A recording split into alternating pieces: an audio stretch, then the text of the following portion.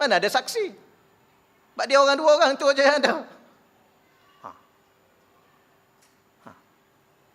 Tu dia ambil perempuan tu kahwinkan.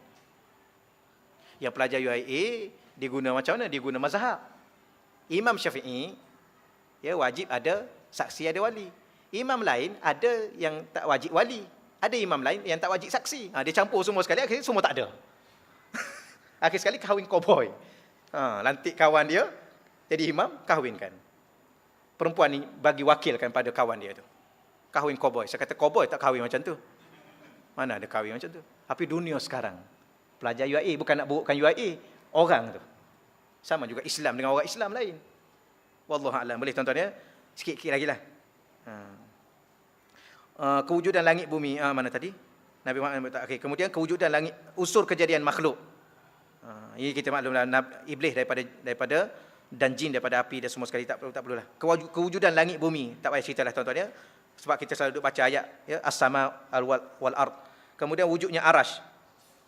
Ya, wajib dipercayai adanya arash, satu benda yang dicipta oleh Allah daripada nur, daripada cahaya, terletak di tempat yang tinggi dan mulia yang tidak diketahui hakikat dan kebesarannya. Hanya Allah yang Maha mengetahui. Ya, wujudnya kursi. Ada kursi singgasana Allah Subhanahu wa taala. Al-qalam, nun wal qalami wa ma yasturun.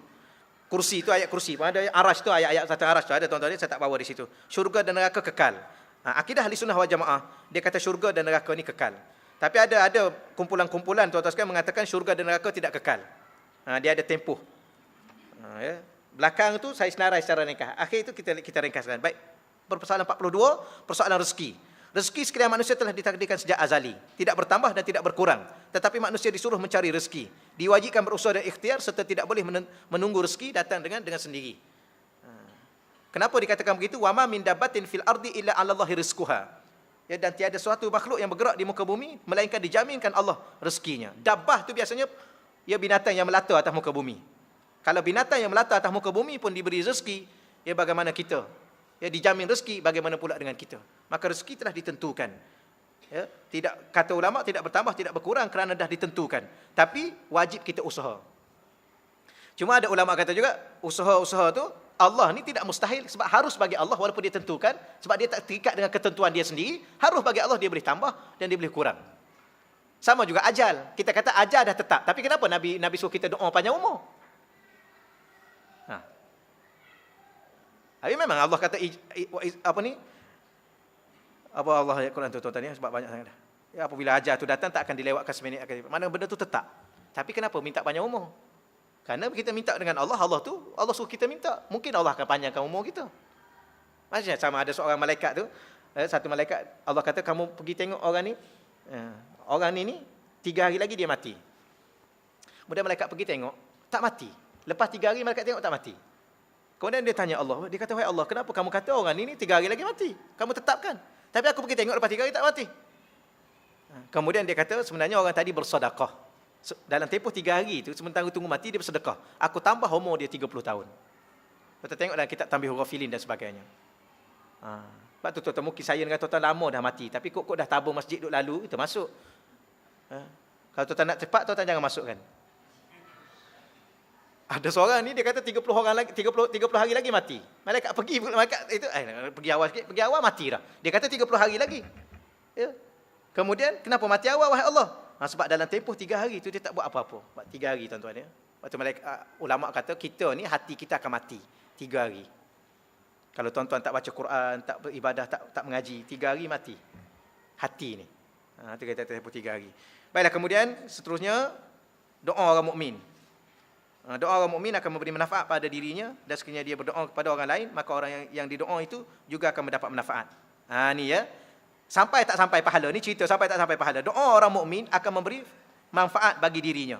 Dan sekiranya dia berdoa kepada orang lain, maka orang lain juga akan dapat manfaat itu. Dia gini tuan-tuan. Pahala satu, manfaat pahala dua. Dua perkara. Ibadah satu. Ibadah pula dapat pahala. Pahala tu pula manfaat pahala. Kita bawa pahala balik akhirat.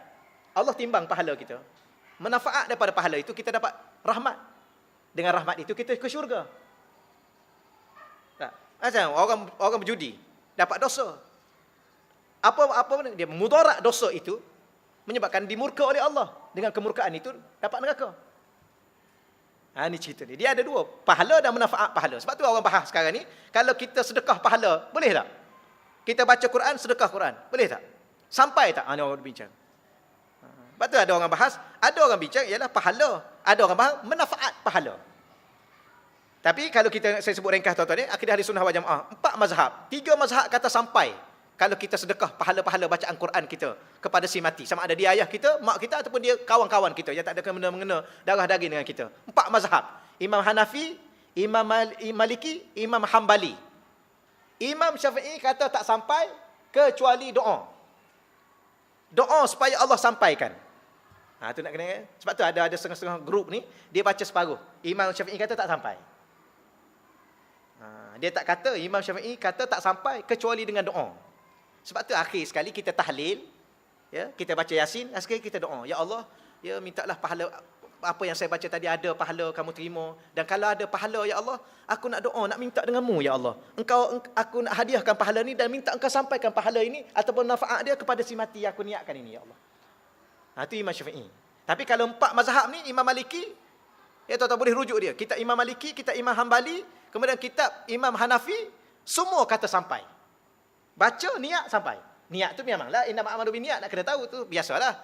Tapi Imam Syafi'i kata tak sampai, kecuali doa balik pada Allah, minta Allah sampaikan. Sebab Allah kata, ud'uni astajib lakum. Itu aja bahas dia. Tapi kalau dia baca, ni Imam Syafi'i kata ikut Imam Syafi'i kata tak sampai, dia baca separuh. Satu, yang kedua dia tak baca ulama-ulama Imam Syafi'i yang huraikan perkataan Imam Syafi'i, Imam Nawawi dan sebagainya. Boleh tuan-tuan ya? Itu. Kemudian kita teruskan 44 bertawassul. Dia ada 55 aja ni. 56 lebih kurang. 44 bertawassul dalam berdoa.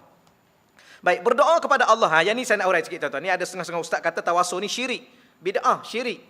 Ya, berdoa kepada Allah secara langsung atau berdoa kepada Allah dengan cara bertawassul. Apa makna bertawassul?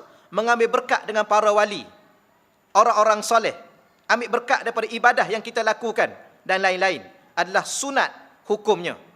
Ya, diberi pahala jika dikerjakan. Ni akidah ahli sunnah wal jamaah. Ya, tuan-tuan nak rujuk dalam hadis sahih. Kitab Riyadhus Shalihin. Saya sebut kitab Riyadhus Shalihin sebab kitab ni mudah sangat di kalangan kita, ustaz-ustaz kita banyak duk baca. Ada satu cerita 3 orang pemuda. Ingat tak? 3 orang pemuda ni, dia keluar daripada rumah, kemudian hujan, dia masuk dalam gua, dia berteduh. Ingat cerita ni ya? Masa tu jatuh batu-batu menutup pintu gua dia. Akhir sekali dia cakap apa ke Allah? Dia berpakat-pakat, dia mesyuarat-mesyuarat, dia kata ginilah, ya kita cakap pada Allah, ada amalan-amalan kita yang paling baik, yang paling jujur, yang paling ikhlas, kita minta dengan berkat amalan itu supaya pintu gua terbuka. Maka seorang lelaki pertama dia kata, wahai Allah, dulu aku ada ibu bapa aku ya Allah. Ya, suatu hari aku keluar daripada rumah, ya aku kerja, kemudian aku bawa balik susu, kemudian anak ibu bapa aku dah tidur. Tuan-tuan ingat cerita ni ya? Dah dengar cerita ni ya? Hari ni baru dengar. Dah lah, mungkin lupa-lupa ada dah dengar. 3 orang lelaki masuk dalam gua tu. Kemudian, ya Allah, aku balik, ibu bapa aku dah tidur. Kemudian anak aku nak makan, aku tak bagi ya Allah. Sebab aku ni sifat aku tak akan bagi makan pada anak aku, tak bagi minum pada anak aku, kecuali ibu bapa aku makan dulu. Ya Allah, aku buat itu kerana betul-betul ikhlas kerana-Mu ya Allah. Dengan demikian ya Allah, aku mintalah supaya pintu gua tu kamu buka lah ya. Terbuka sedikit. Kenapa dia tak kata, ya Allah kami dah susah, ya Allah tolonglah ya Allah. Kenapa dia sebut amalan dia? Ini dia panggil tawassul. Dekat ke amalan dia. Lelaki yang kedua, dia minat kat sepupu dia. Ya, lama dah duk minat kat sepupu dia. Sepupu dia tak nak kat dia. Kemudian, dia nak tu bukan dia nak kahwin. Ya, dia nak lakukan zina. Akhir sekali, satu kali sepupu dia tuan-tuan kadang-kadang tak ada duit. Terpaksa pergi minta rumah dia. Dia kata, boleh aku bagi duit.